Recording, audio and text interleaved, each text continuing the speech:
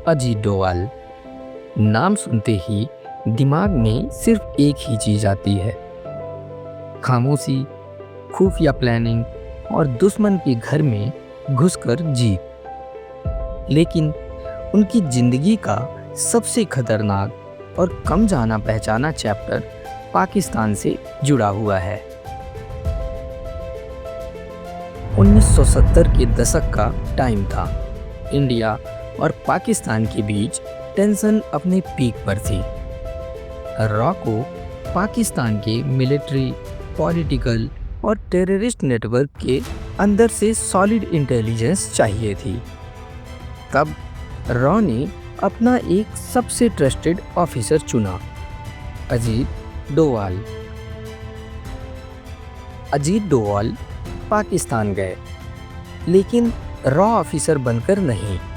ना उनके पास diplomatic cover था, ना एम्बेसी का प्रोटेक्शन। वो गए एक आम पाकिस्तानी बनकर। उन्होंने अपनी पहचान बदली। कभी वो मदरसा के स्टूडेंट बने, कभी फैक्ट्री वर्कर, कभी कंस्ट्रक्शन साइट के मजदूर और कई बार वो एक भिखारी के रूप में सड़कों पर रहे। उनका ऑब्जेक्टिव सिर्फ एक था, पाकिस्तान को अंदर से समझना। अजीत डोभाल ने सिर्फ टेररिस्ट ग्रुप को ही नहीं देखा, बल्कि पाकिस्तान के मिलिट्री माइंडसेट, आईएसआई के काम करने के तरीके और वहाँ के आम लोगों के दिमाग को भी समझा। उन्होंने देखा कि कैसे एंटी इंडिया प्रोपेगेंडा को सिस्टमेटिकली लोगों के दिमाग में भरा जाता है।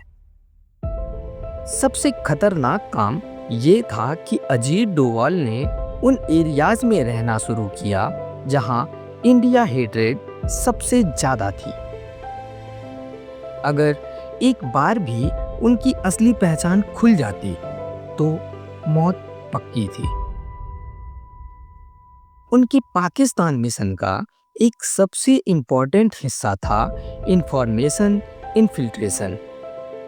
वो ये जानने लगे कौन से ग्रुप इंडिया के खिलाफ एक्टिव हैं, उनका फंडिंग सोर्स क्या है, कौन उन्हें ट्रेन करता है और कौन उन्हें प्रोटेक्ट करता है। ये इंफॉर्मेशन रॉ के लिए गोल्ड डस्ट थी।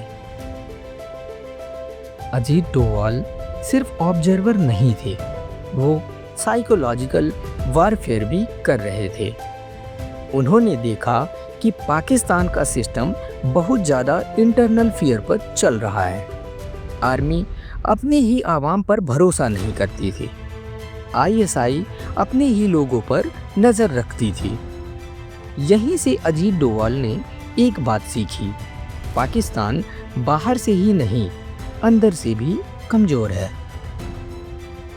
7 साल तक अजीत डोभाल पाकिस्तान में रहे, बिना किसी ऑफिशियल प्रोटेक्शन के, बिना किसी गलती के। वो वापस इंडिया आए तो रॉ के पास पाकिस्तान पर इतनी डीप इंटेलिजेंस थी जो पहले कभी नहीं थी। इसी मिशन के बाद इंटरनेशनल इंटेलिजेंस सर्किल में एक बात कही जाने लगी, Ajit Doval is not just an agent, he is a strategic who leaves the enemies life. इस पाकिस्तान मिशन का असर बाद के सालों में दिखा, चाहे पंजाब इंटरजेंसी हो, चाहे क्रॉस बॉर्डर टेररिज्म या चाहे सर्जिकल स्ट्राइक की प्लानिंग। अजीत डोभाल के डिसीजन हमेशा पाकिस्तान की साइकोलॉजिकल वीकनेस पर बेस्ड रहे।